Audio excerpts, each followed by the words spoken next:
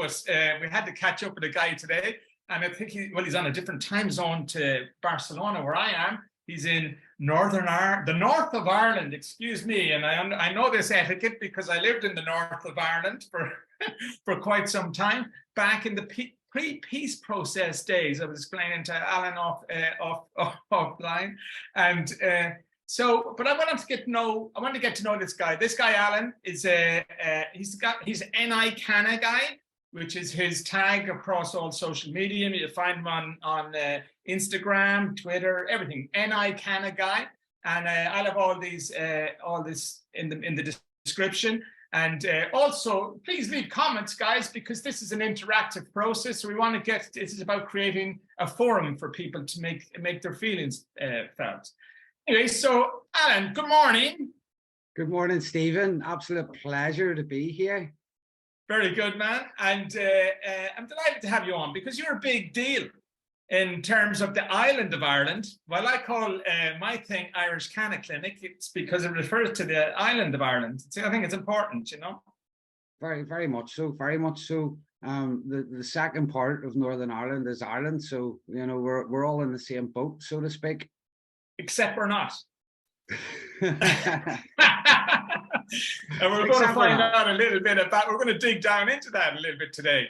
And the reason is because we have two jurisdictions, and there will be people watching this from different countries. I don't know how big my international audience is yet. I don't think it's there, but we're going to keep building it. We need you to subscribe, people, and let's build it.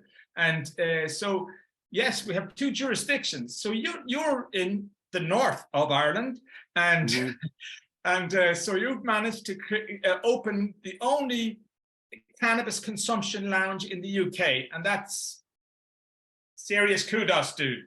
Tell me about your story to begin with. Cheers, Stephen. Thanks very much. I really appreciate your kind words there, and it is absolutely fantastic to get speaking with you. I have seen you speak at other events, and it's nice to actually get one-on-one with you. So I'm very, very, very pleased to be here and get chatting. The Irish activists are really making some fantastic ground, and it's great to know that there is a group of people that are still fighting for decriminalisation in the Republic of Ireland. In the north, in Northern Ireland, we fall under the UK laws. The UK passed a law in 2018 that allowed medical cannabis to be prescribed by private clinics. Basically, what that means is independent doctors that can operate independently from the hospitals. The NHS, the National Health Service that we have up here, are unable to do that. They can't, even the GPs in the health centre can't really even talk about medical cannabis without some sort of information, which they don't have. We're 4.5 years in. I have a private prescription myself for oil and flour. It's for anxiety and depression. But Stephen, you included, my man, there's a hell of a lot more people on this whole island that deserve medical cannabis a lot more, in my opinion, than I do. And I want to try and get it to the people that need it the most. So you have to vape your meds. When the doctor prescribes you, he's not going to prescribe you anything to set on fire and breathe the fumes in. So they tell you must vape your medicine. So I was sitting in a room vaping, saying to myself, I'm on my own, but there's no laws prohibiting anybody vaping indoors as long as there's no nicotine. So I just put 2 and 2 together and decided I'm going to open, at that moment, it was just a room. I'm going to open the room, open the doors and say, I'm vaping my medical cannabis in this room. Do you want to come and join me? Or do you want to come and use one of my vaporizers? And the idea just completely took off from there. Wow. It was never really planned, Stephen. It just sort of, it was like the cogs of a wheel turning, everything just clicked into place. In the space of 2 weeks, I went from an idea to actually cutting the ribbon and opening up the Stay Medicated dry herb vape lounge. This week, we've been open about 1.5 years. This week we have member 197 join up. So we're very close. We're very close to 200 members, and every single one of them members has either went on to obtain a private prescription or they're in the process of it. Can I just go back a little bit there? So the kind of, is it a loophole that because of the nicotine thing that nobody's kind of consuming joints, classic joints with tobacco and cannabis. So Yes. that makes it, by vaping, it's Yes. possible. Well, you call it a loophole. I don't see it as a loophole. I just see it as an opportunity. When you walk about Belfast city centre and you're frequenting the shops, you'll maybe see a sign as you go in and it says no vaping, and it's just like an old school no smoking sign. But when you actually look into what that means and the actual law, it's nicotine in the vaporizers. So the likes of a CBD vape pen with no nicotine, there's nothing stopping anybody from vaping them indoors anywhere in the UK. So on that premise, it was on that premise, they're not advertising if your vape contains nicotine, you cannot vape it indoors. But that's really what they should be saying, so that the people, the general public, know exactly what's what. Right. And so you're used because of anxiety yourself. It helps you with anxiety, and which a lot of people using that all over the world. Yeah, it's a huge deal to me, honestly. I've grew up all my life with people telling me that it was the cannabis that was causing my anxiety, Stephen. There you go. Now I have an actual doctor, in fact, I have a team of doctors, and if I get prescribed a strain of cannabis that maybe does bring my anxiety on, they're on top of it, and they're going to change that for me and make sure that I'm all right, and make sure that the replacement is suitable. And if it's not suitable, they'll find one. They'll keep going until they find one. The private clinics, any private clinic, because there's other private clinics in the UK, not just cannabis clinics. If it seems to be, if the patient's willing to pay for a service like a private healthcare, the service is there. The National Health Service, in my opinion, now obviously this is UK, in my opinion, the Conservative Party have been dismantling the NHS piece by piece since they've been in power. Every time they come into power, there's an NHS crisis. You know what I mean? So I really do pray to God that the cannabis will be available on the NHS at some point. But I think CBD would be a good start. But again, we're nearly 5 years past legislation change for private scripts, you know, but we do have to keep going. Our friends in Stormont, are they kind of it's Sinn Féin are very much in power now after the latest elections. They really nailed the place down, and I've actually spoken on a thing called the Good Summit earlier, or it's 2 years ago now, and I had Jeremy Trimble, and I had Mary Lou, and I had an audience of these 3 or 4 people. And it was in a student environment in Trinity College, and I was kind of had a bunch of students behind me, and I was desperate to get in a question at the end of it, because at the end, what was on the stage was telling me that they had no policy. So basically, Sinn Féin have always been on the ditch on this, you know, for so many years. They have a little bit of history that doesn't fit well, and it's very difficult space for them. But they're very close now to being the government of the entire island, because they've totally nailed Stormont, and we're expecting them to be in power. So I asked. I'll put a link to that clip, and you can see what Mary Lou said in that. And but she basically she was dodging it, kind of parking it all in medical cannabis, like that's okay because we can't, you know, patients have to have cannabis, blah blah blah. But really, so Stormont doesn't really. You wouldn't be optimistic there, Alan. Is my question. Well, the political parties in Northern Ireland, like when you take Sinn Féin for example, the Sinn Féin in the south is completely different to the Sinn Féin in the north. Completely different. Now I know they're all one party and they're all one island. One leader. But the party that's running about up here where I live, they're different.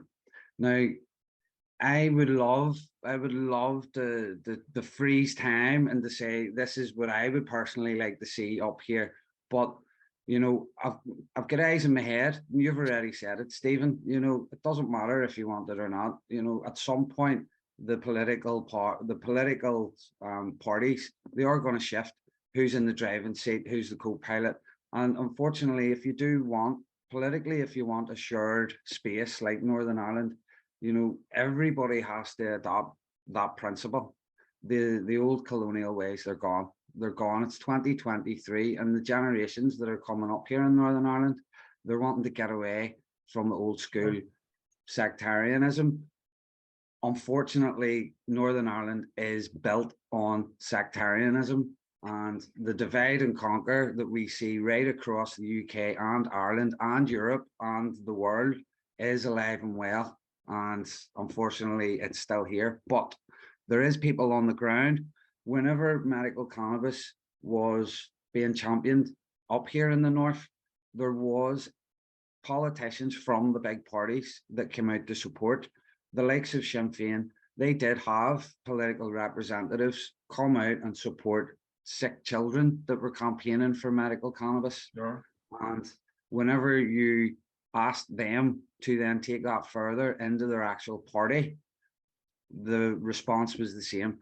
And it was the same with Sinn Féin, the DUP, the UUP, SDLP, and the Alliance Party. That's the big five up here.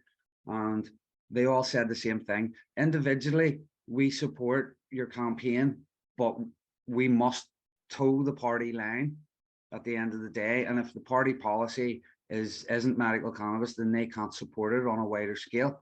It's a bit of a shame because these individual politicians will get their names in the newspaper for standing beside maybe a sick child or a vulnerable adult, but in the general big picture, in the main scheme of things, they're not doing enough. They're not doing enough.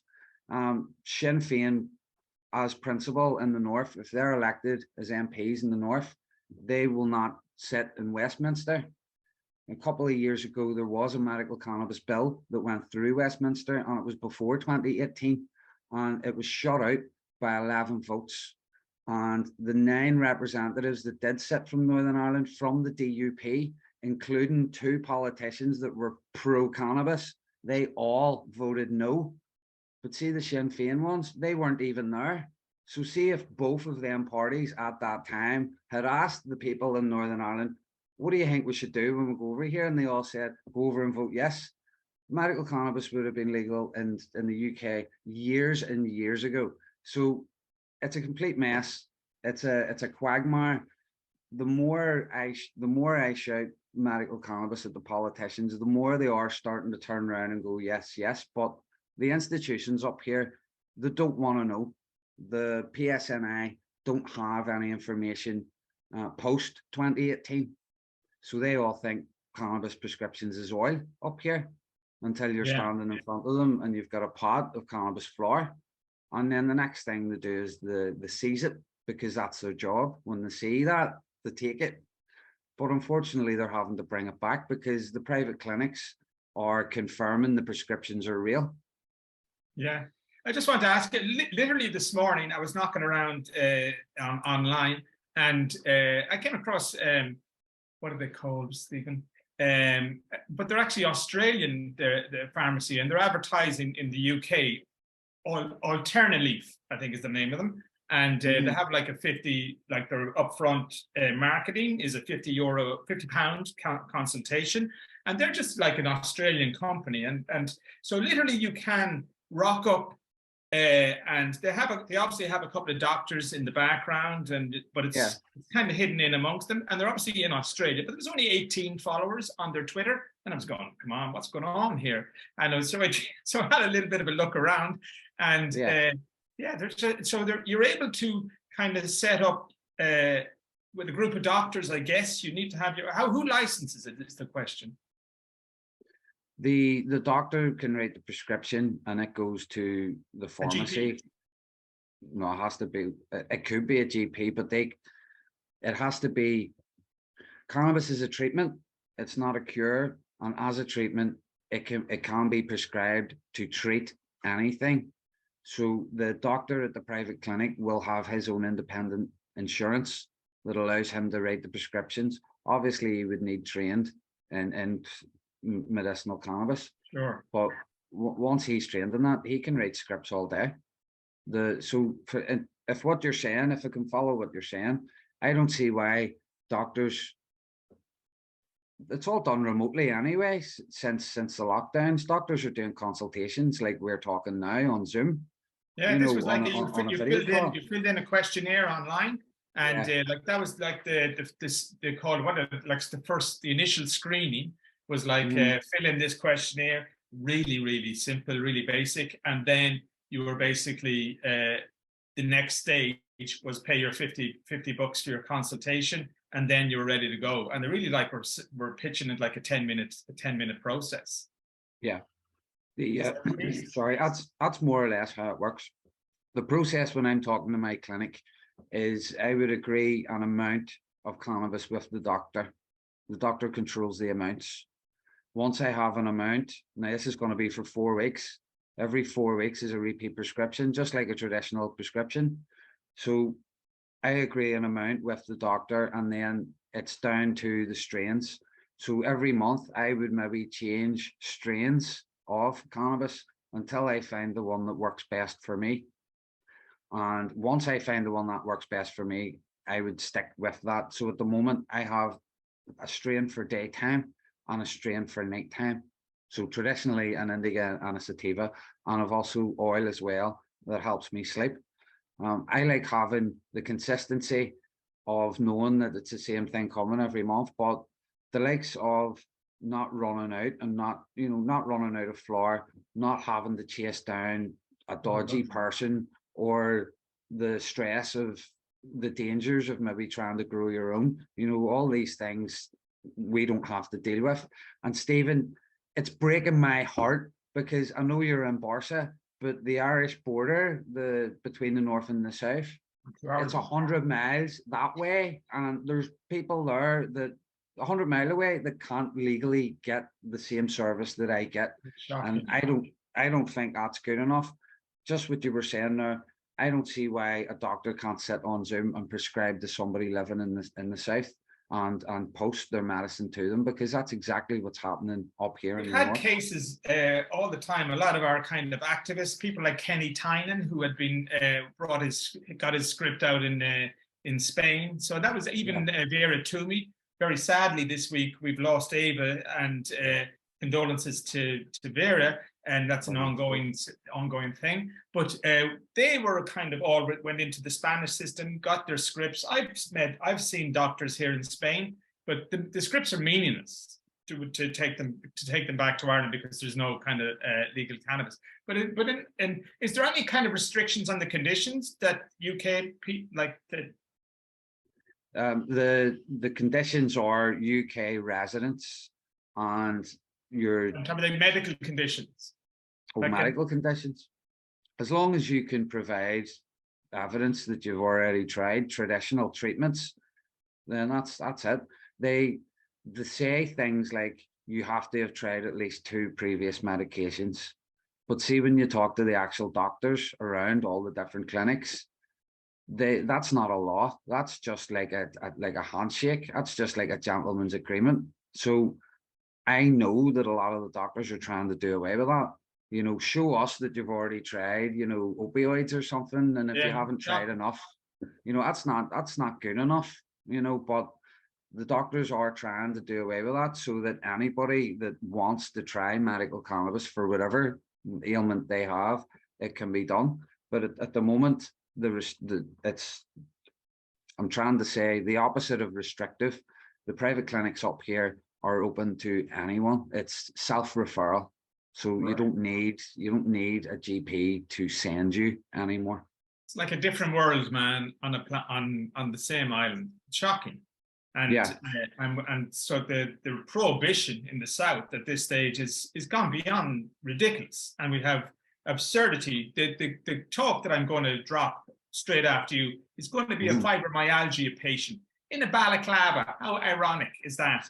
and because he's growing for himself, and he's growing for himself because he couldn't really afford while he's telling me that I can get drugs on scripts in the South, and you only have to pay $2.50 or whatever. But then it's cannabis is the thing that I want to use and I need to use, and so but it's too expensive on the legal market for him. So he's had to grow, and he ends up in talks with me wearing a balaclava.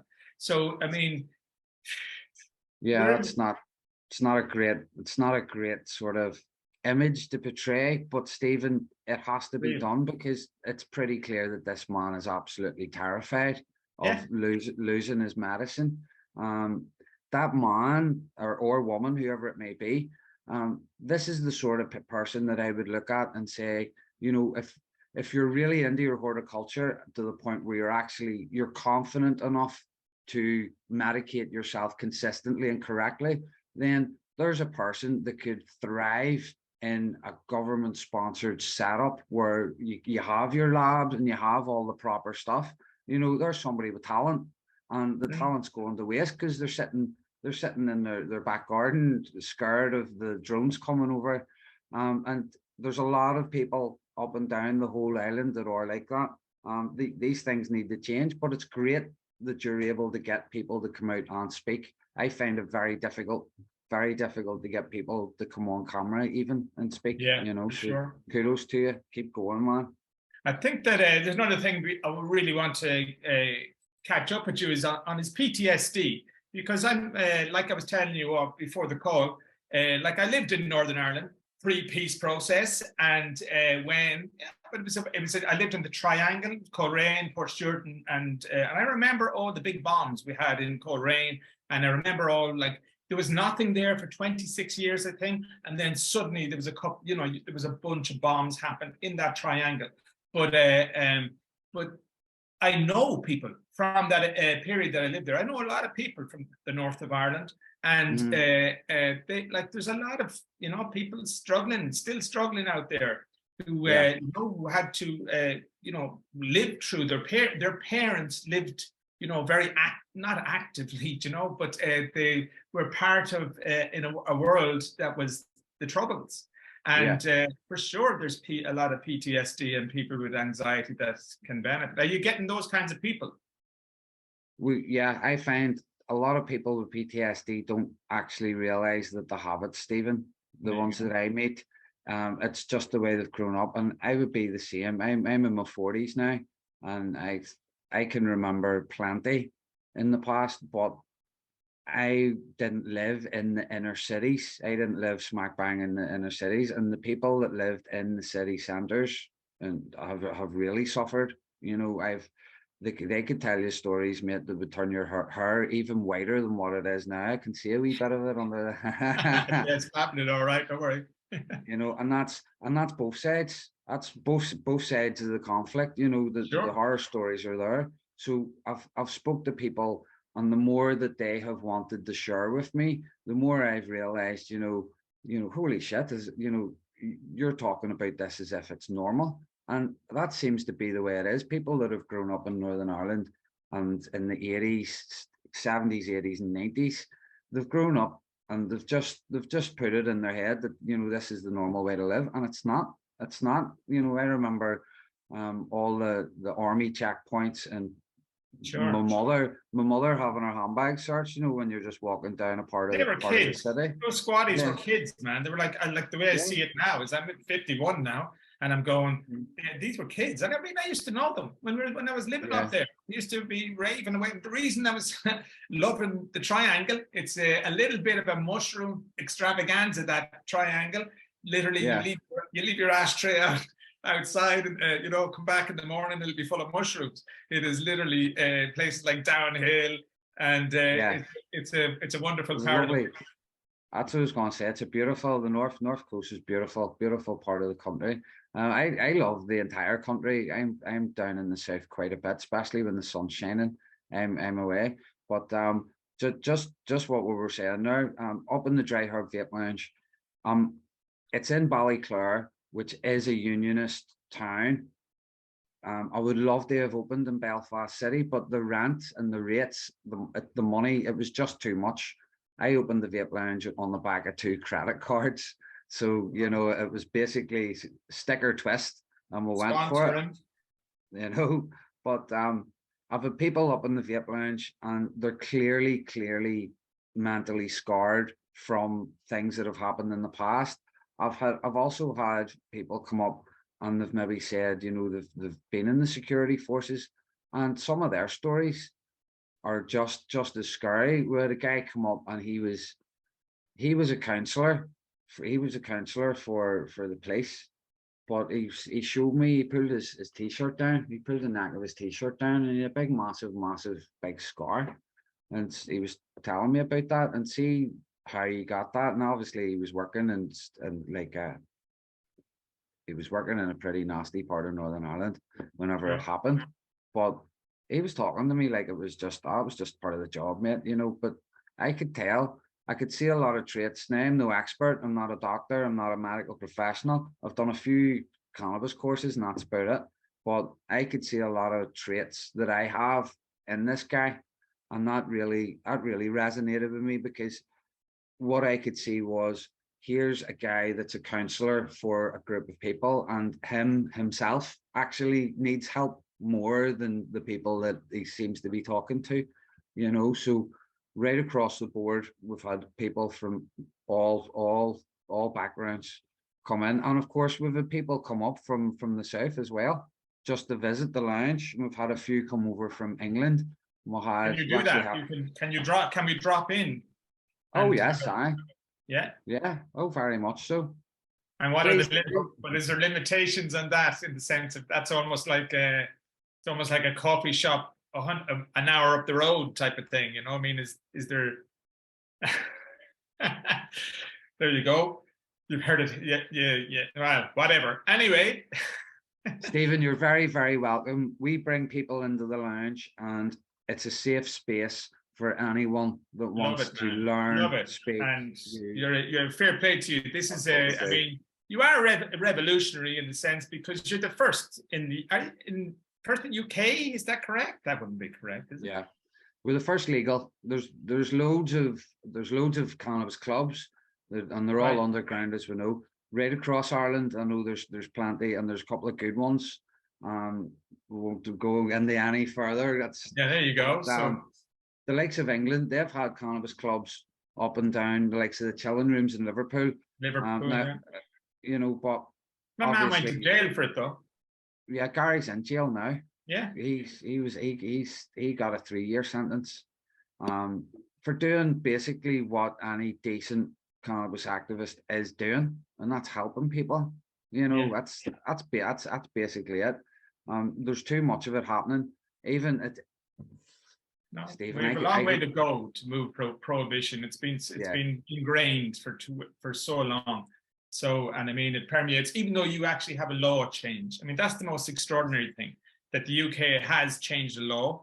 In the South, we have an MCAP, we have a program, so medical cannabis access program that nobody's on. I mean, I think the last time I heard Gino Kenny mention how many people are on it, I think he said 12 families, or under 20. There's about 50 people have ministerial licenses. It comes with a bunch of conditions, and you're hand out and crying out, you know, having to cry to Simon Donnelly, whoever he kind of thinks he is. Do you know, it's like, what is that? And then you have all the limitations on the products you can bring in. I mean, it's great that it happens for the people that it's happening for, and a lot of that goes down to Viri Toomey and the people who fought for years. And it's horrific how they had to fight and what they had to do. And so, I mean, it's just it feels criminal. The prohibition feels it's criminal on patients. It's criminal on people. It's civil rights. In Spain, it's a civil rights issue. Well, for sure. I was speaking to a guy from Germany a couple of weeks ago, and he's growing, and he's like you. He's living in Spain because he's a master grower. He won a couple of cups there at Cannabis, but he can't live in Germany and do his profession because it's illegal. You know, I have a question for you, Stephen. because you guys are still in the European Union, okay? Yeah. So, right. So if whenever obviously the likes of Ireland, the residents are having a lot of trouble with the likes of the immigrants coming in without the government telling them what's actually going on. And what they're finding is the people that I'm speaking to about this, they're saying the people are coming into the towns as European citizens first, and then whatever nationality they are after. So for the likes of us, it would be European citizen first and Irish second. If that's the sort of thing that the people in the south are getting told when these people are moving in, and it is happening up in the north as well, then surely people that are in Germany that are getting legislation changed for medical cannabis, surely they're European first and German second. So using the Europe, identify as European first, then surely it is very much a human rights issue that if people in Germany and people in countries like that can get medical cannabis, how come other Europeans in other places like Ireland are being discriminated against? Because it definitely is. It's a European human rights. I don't see why you can legalize medical cannabis in one country in the European Union, and it's still, you're still locking people up and throwing away the key in another country in the same European Union for the same thing. It's sure. Do you have an opinion on that? What do you think on that? Of course I have, man, because the EU need to get on top of this. It's shocking. Another thing that I came across on my little morning search on the superhighway was our MEP. But how about that? Listen to this one. This is a good one, man. And I'll have pictures in the supporting page and all of that. Luke Ming Flanagan, who's an MEP, who's but he's part of a group called that have I think they actually have the name Legalize It, and so he's part of a group within the EU Parliament. But he's there posting a picture of his plant, and I replied on it and I said, okay, fellow you know, what do you call it, fellow immigrant grower, and so he's out in Belgium. So he's growing this in Belgium, an MEP. I mean, and EU law is technically supposedly is the high. I mean, you're not in the EU. You've fecked off out of the EU, but I mean, but technically for Ireland, it is EU law should be the highest in the land, and that's what. But that's why all these guys in the CBD companies, there's 5 court cases I think live at the moment, and nobody really believes that anything's going to happen with them. And then I had Chris Allen from the Irish Hemp Federation on this talk a couple of weeks ago, and she's the same, going that it's impossible. Like, even on, you know, we have a climate crisis, we have so many things that this plant can help with, and but everywhere has barriers all the way along. And Ireland has the south of Ireland has a problem because we are huge.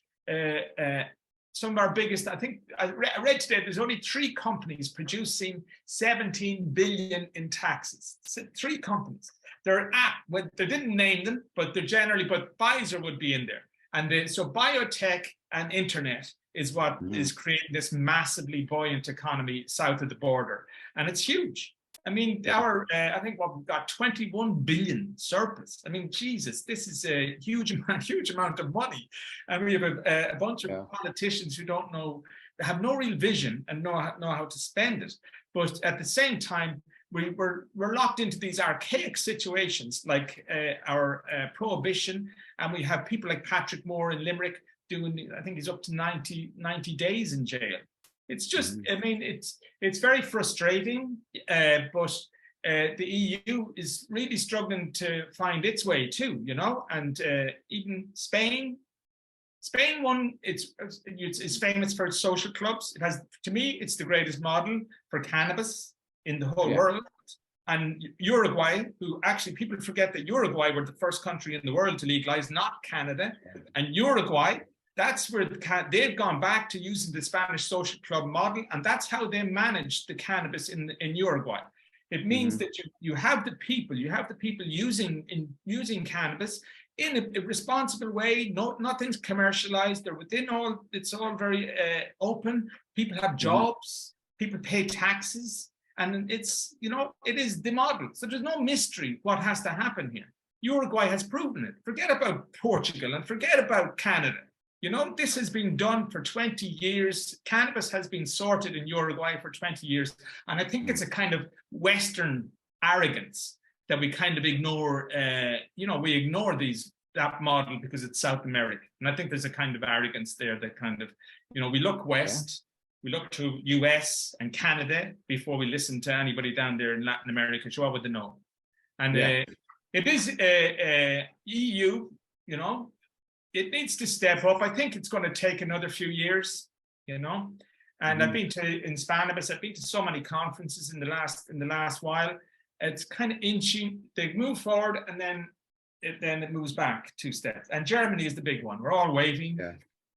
Well, that's it. They're supposed to lead. They're supposed to be the leaders of the EU these days, you know. So I have the market. that, you know, but what you said there, what there's a word that shot out there and hit me right up the face when you said it, and that was vision. The Irish politicians have a lack of vision, and I think you're bang on 100%. We're not idiots, right? I love telling people the thick potty, the thick mick, it doesn't exist, and it's just an example of the narrative, because usually whenever you hear something on the TV, it's the opposite. So usually if you hear something, oh, this happened, if you flip it round, there's a good chance that's really how it happened. So the likes of the thick mick and the thick potty, it's the opposite. We're not stupid. Every chance I get, I'm on social media, I know that the English, the Scottish, and the Welsh are watching. Every chance I get, I'm telling them, Northern Ireland does it again. You know, here we are leading the way. Here we are with the Dry Herb Vape Lounge. Here we are with a high street cannabis shop. You know, and there is people in England that have been in touch. You always get the usual. That was my idea. I was going to do that like next week. You know what I am once. Or more importantly, you come across maybe a couple of people that are interested in taking the idea and developing it and actually saying, we're going to put these actually in the towns, which is fantastic. I think we are a good few years off that sort of thing, but we definitely have to start somewhere. And I think the first place to start is the pockets of these greasy, corrupt politicians.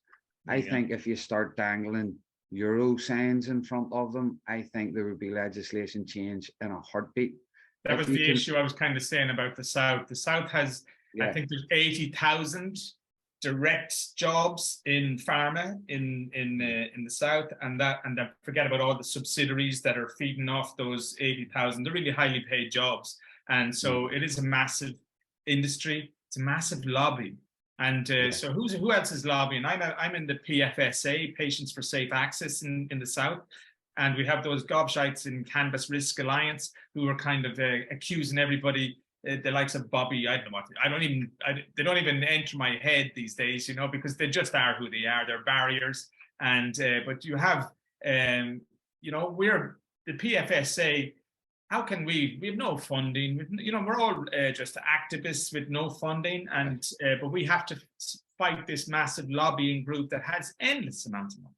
And that's, you know, you kind of feel you have to give up. That's why we need Europe, I think.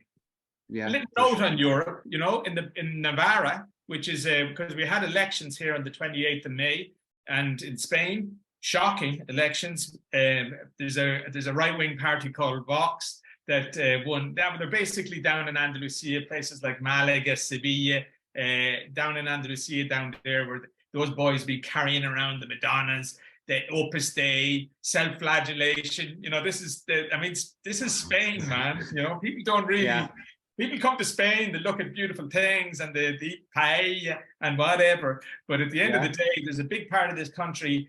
Franco was here. Franco didn't die. He wasn't hung up in the square like the French Revolution. He just went to bed one night, and that was that. And a lot of stuff was not really properly resolved, you know. And so now we have a problem now where the right wing are coming back into power in Spain, and that's a shame. But we in terms of activism within Spain, we hoped for the last 3, 4, 5 years that the socialist government were going to kind of come and, you know, open up, because this, you know, all those social clubs, and there's there's over 1,000 social clubs in Spain, out to Canaries, to Balearics, the whole fucking place. And all of those clubs are technically just operating in a gray area. And it's ridiculous. But they all, I mean, how much, generation of employment, money, and people, just because we can't sort it out because of these bullshit barriers that, I mean, if Spain, that is proven, I mean, I'm trying to think, it's almost 25 years, I believe, that the first court case was won in Navarra. And that's what I was going to bring in, that in Navarra, for the first time ever, I think in Europe, two councillors from a party called Luz Verde, who were just a complete cannabis party. That's what they do. And so Navarra is where the first court cases were won, human rights court cases were won. But Navarra would be places like Pamplona is in Navarra. It's up in the north, close to Basque country. And it's where you tend to get a little bit more independence kind of sentiments and all of that. And so they got elected, and that was a huge thing. But it's just gonna take so long. But then on the same day that they got elected over there in the rest of that big massive swath of the country, they're electing right-wing Vox, who are basically the fallout of all that bullshit. So we can't wait for politics is what it feels like to me, For sure. They always seem to have something more important to argue about. And in my experience, if I ever feel I'm making progress with a particular politician, they kick the can down the road and they say, right, okay, we'll deal with this in a couple of months. And then you find out that they've left office and somebody else has come in. So when you go back to continue on, you have to start all over again. They're very good at kicking the can. But Stephen, prohibition's based on racism. We all know it is. Yeah. In this day and age, people are being offended at other people farting and burping in public, so where is the big outrage of, all these people being racially abused and locked up years ago? Never mind that it's still happening today. The people like Vera, like, what a legend. And we have Deborah Downey, those two kids, Abby and Ava, the two kids involved there. Deborah Downey's daughter would be Abby, and Ava is Vera Toomey's daughter. They've died literally in the last, within a month. I have an amazing talk with Deborah on this channel. And, you cannot argue with this. The science is in. They were having, every time the kid had a fit, they didn't know they were going to die or not. And that was 200 times a day. And it's that's the kind of the heartstring pulling cases that politicians will kind of go, okay, yeah, we'll allow medical cannabis because that's just too tough for us to not listen to. Do you know what I mean? And isn't it shocking that families have to do that to get a politician's attention? But it works. It works. Yeah. I mean, Abby died at 19. So but Deborah was fighting for 13 years for medicine for that kid. And in the end, she even though she was in palliative care, she was still at this stage, she was now getting her oils prescribed from a doctor in Miami. And thankfully the people in palliative care in Drogheda listened to the doctor in he's got a guy called Dr. Rosada, and so she was so Deborah was able to come to peace and terms with the fact that this is the end of Abby, and it was 13, but it was 13 years fighting. But girl was going to school, riding a bike to school at 6, had the seizure that kicked it all off. 13 years for that family of mayhem, and then having to fight at the same time for what was stopping the thing. It definitely takes a very special family to do that fight. I've met a few families along the way, and the one thing the point I'm even saying this, nobody out there sees these families that are in the minority behind closed doors. These mummies and daddies and brothers and sisters, they are 24/7 lifting these vulnerable adults, caring for them, feeding them, changing them several times a day. maybe having to change them several times a day, and you're not at home, you're out somewhere. You know, people don't see that. They don't realize that not only are these people out fighting the government and they're knocking them in the chin, but they're also at home knocking it out of the park, looking after these people, and they're not getting paid for it either. You know, I know obviously you'll get some, you know, CARES allowance and stuff, but I mean in general, you know, nobody asked for it, and the kids themselves, they can't go out and work to raise money to pay for a ministerial license or the MCOP program, you know, so definitely something needs to be done. I do think it's at the point now where you just have to come up with some sort of figure that's going to be available to either the government and tax or to certain parties, you know, for certain things. Because like, there's no point in pretending. These are rich societies, Alan. We're in rich societies. There's no excuse. There's only ideological excuses, and we're on the right. Us activists who are kind of marginalized a lot at the time, I believe, but we're on the right side of history, man. That's why we should have confidence to not, you know, we have to keep talking, and and because we're on the right side, and the doctors who don't know anything about the ECS, you know, this is the issue. Yeah. I mean, these doctors don't know what the endocannabinoid system is and what it does, and they don't learn it in school. So that's why they won't prescribe things that they want the box ticking of, here's the condition that walked into the surgery, and here's the drug, here's the script, go off and get that. And this is, you know, this it's just absurd that I don't know, but we have to keep knocking away on it. And but I think the medical industry, it's good to see that the medical industry in the UK is happening. You have people like Mike Barnes, and you have real people, Professor Nutt, and you have qualified stuff happening, and that's something. We have it. The end goal, I don't know. I know Professor Mike. He is unbelievable gentleman, but he'll tell you himself, the events he's doing are to train people like GPs and nurses and stuff. See, the events he's doing are fantastic, and the content of them is fantastic.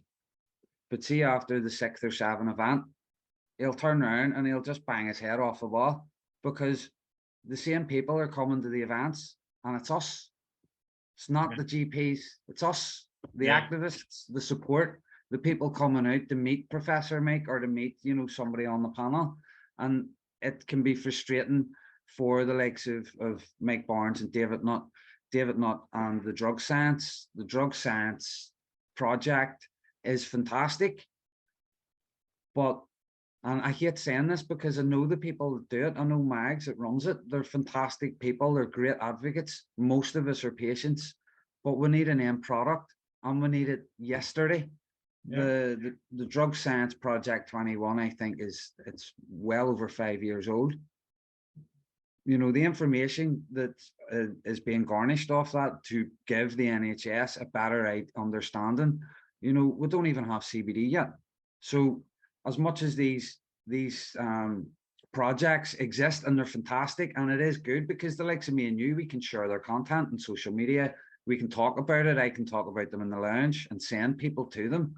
But the bigger picture is the people up here looking down, they don't see it, because there needs to be some sort of, right, this is what's going to happen, it's going to happen on this date, and there either has to be a move forward or a move backward. There has to be some sort of decision. You know, you can't just say, "Aye, that's great. We'll keep collecting this data and look at it in another 5 years." I just wanted, before I'm going to let you off, man, because I've taken a lot of your time and you're a busy day, and just the PTSD and with the Troubles, because it's something that I was telling you that I did live there pre-peace process. Yeah. I know lots of people who are affected by the Troubles. I have a friend, and he won't mind me using his name, but he's the son of Bobby Hanby. Don't know if you know who Bobby Hanby is. Bobby Hanby he's the photographer of the Troubles. Okay. He'd be the most illuminated photographer of the Troubles. They've got a book between them called I think the name of the book is Reconstructions. Check it out. I'll put a link to this book because it's amazing. Because it's Steph and his son is a musician and a poet, And so Stefan writes the poetry, and to Bobby's photographs, of amazing photographs, of real photographs of during the Troubles. So the two guys, like Stefan, as a kid, down with a father, Bobby Hanby. Bobby Hanby was one of these dudes back in the 80s, late 70s, 80s, who, like, when journalists had the scanners, you know, they had the scanners, and you find out where something's going down. And and then so he'd have a scanner and that was Steph's life, man, you know. So it's like there'd be a scanner in the house going, right, next time there's something going down, like there's something going down in Belfast on whatever street, and then away with Bobby and his camera. And that's what he did. And he went, and he was one of the first men on the scene again and again and again. So his book is called Recon. The book between father and son is an amazing book, and it's called Reconstructions, I think. And but they like, I mean, so and Steph would tell you, he's from Downpatrick, and they had the place blew up. You know, he said that they had, a bomb go off outside the door and blew in half the house. And that's kind of during the hardcore stuff. That was right there. That there's lots of people out there who really had would have had, like you said, maybe they don't recognize it, but there's a lot of trauma in Northern Ireland for sure. And so I think that there has to be a place, an empathy, like it's almost like a national empathy that should extend down into the South as well. That people in the South should realize that we need cannabis sorted out across Ireland, and we need, because patients across Ireland, 32 counties, need it. End of story. And stop messing around and letting this thing happen. Anyway, Definitely. I'm ranting. No, not at all. No, and you're right too. The people that I've met just from doing cannabis activism, because like back in the day, I was a fork truck driver in a factory, like, but through doing the cannabis activism, I've met so many people. But over the last year and a half, the people that have come to me to ask, how do I get hooked up with a private script? It's been everybody, and I'm talking, there's been nurses, but the one thing that I do get a lot of, Stephen, is men that are maybe living on their own, and they're maybe a couple of years older than us, and they have trauma, and you can tell, but we're not doctors, as you said. Yeah. You can't throw labels about these days because there's that many of them, but sure. There's definitely, people are using medical cannabis to treat their pains, but people are also using medical cannabis to suppress their memories. A lot of people, majority of people that I talk to are saying they can't sleep at night. And we all know, Stephen, they don't have to say it. When you're lying in bed trying to go to sleep, your brain just wants to drag up the worst memories that you have of your whole life every day again. So I can see that the vape lounge that I'm running, it's a safe space for people to come and use cannabis, but I'm finding more and more men are ditching sitting in the pub and coming and sitting in the lounge. So now there's maybe about 5 or 6 of them that would meet up, during the week. And instead of sitting over whiskey and beer, they're sitting and they're talking about their different strains they've got. But see, whenever they're then sitting around a volcano and the stories they tell, the next thing that comes up is laughter. They're all laughing and they're having crack and great, they're having great fun and banter, the crack, as you say. But it's outstanding, Alan, what you're doing, man. I just have nothing only admiration for that, because you took it and you did it yourself. And like you say, that you weren't able to be in Belfast. No, but it's real, man. So there should be sponsors out here. Somebody sponsor this dude. Have him opening up. Yes, him. Have him open up vape lounges across Northern Ireland. It shouldn't be just in one place. They should be across Northern Ireland, because they can have it. We have to get our social club scene going in the south of Ireland. We're all been very hopeful about this Citizens Assembly. I am hopeful, and people are. Who are they? You wear it on your face, Alan. Who are they, and who appointed them? Yeah, but I think it's given us activists a chance. What it has done is the media can't ignore it, because it's there, and it's given us a kind of little platform to go, well, look at that, look at that, look at that, and there's outrageous things happening. Like the first weekend, you you had a copper, you know, literally kind of going, yeah, we need stop and search. You go, what, man? You know, you don't get it, you know? And so you can see the barriers are laid bare when you get a few of these different people from the Gardaí and different people. So it's like, you need to see them, and you need to see it come out of their mouth what they think, and it's but they're generally institutions, and so what they're saying is institutional ideas, and so I think that's the greatest gain for me in terms of the Citizen Assembly is we get to know what's out there, we get to know where the barriers really are. We all can, you know, there's a lot of preaching to the choir, and but that's always been like that. But it's not our echo chamber. It's people are, you know, there's drug problems all over Ireland for a bunch of reasons, and we can sort it. Like I said, cannabis to me is the simplest. That can just go. Social clubs, boom, gone. Yeah. Forget Portugal. Forget all this decrim bullshit, because decrim is pro-crim. You know, decrim won't stop criminal gangs. It won't stop teenagers ending up in pieces in suitcases. People kind of think it will, but they don't understand that Portugal, the black market is, and I don't like to use the word black market. We're correcting our language all the time, but it's true. We need to. Yeah. And but it's like the issue is that drug gangs don't disappear with decrim, and by pursuing it, it's like low hanging fruit. People think, oh yeah, we made a big decision. No, you didn't. You didn't have the balls to make a real decision and legalize a plant, and put it in and allow clubs and allow people to come together as peers, adults. Okay, second round today, Alan. I would agree with that, Stephen. Very, very, very wise words. Very wise words. I'm going to let you out of here, man. It's been fantastic, and because I really, you're a pioneer, dude, and we're all looking at you, going, keep doing that, because everything you do, and I don't want to go back to the PTSD thing again and again and again, but it's real. There is trauma there, and people have to have empathy, and people have to recognize empathy, and it has to be like a given, and it should be cross-party. It shouldn't be political. It shouldn't be this. It shouldn't be that. It shouldn't be polarized. There should only be one thing: empathy for people who enjoy. And there's also the 90%. This is another thing in the Citizens Assembly. There's 90% of people who quite happily, have a joint at the weekend, have a joint after a hard day's work, who and why, it's a human right. Yeah. Yeah, I'm gone. 100%. Well, listen, Stephen, I really hope that you're able to come home soon. But I know that hopefully you can bring a weller with you.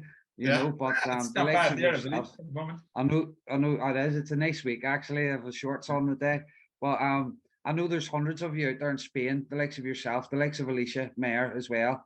You know, and as long as you guys keep going, we'll keep going over here on this end. You know, so hopefully we can get you into the Dry Herb Vape Lounge. And if there is anybody out there watching that has more money than sense, put me in Dublin.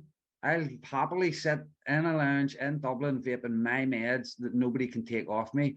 It might happen to be a room full of people, but you know.